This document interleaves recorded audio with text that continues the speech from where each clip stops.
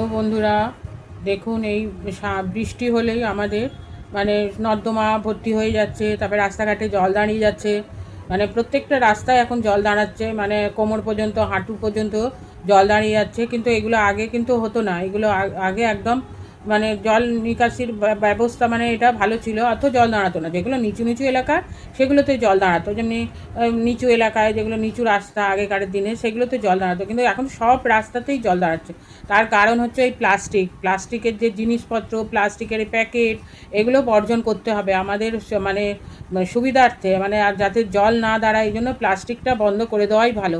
মানে একটা যদি মানে সরকার থেকে প্লাস্টিকের পুরো যে কারখানাগুলো আছে সেগুলো যদি বন্ধ করে দেওয়া যায় খুবই ভালো হয়। প্লাস্টিকের বোতল, প্লাস্টিকের সব কিছু, ক্যারি ব্যাগগুলো, মানে আমরা যখন ছোটোবেলায় ছিলাম সব হচ্ছে ছোটোবেলা কিনে বড়োবেলা আমরা স্কুলে পড়তাম, তখনও দেখেছি যে সব ঠোঙায় করে সব জিনিসপত্র দিত। কাগজের মনে হয় দাম বেশি হয়ে যাওয়া, কাগজের ঠোঙাগুলোর দাম বেশি হয়ে যাওয়া দোকানগুলোয়। আর তখন প্লাস্টিকের কারখানা গড়ে উঠলো। এই প্লাস্টিক এটা বর্জন করতে হবে।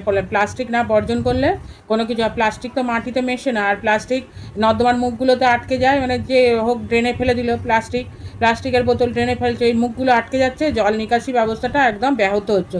তাই জন্য বলছি সরকার থেকেও এটা মানে একটা উদ্যোগ নেওয়া উচিত যে প্লাস্টিক কারখানাগুলো বন্ধ করে দেওয়া উচিত। প্লাস্টিক কারখানা বন্ধ হলে তবেই প্লাস্টিক আর বাজারে আসতে পারবে না, প্লাস্টিকের মানে ব্যবহারটা বন্ধ হবে।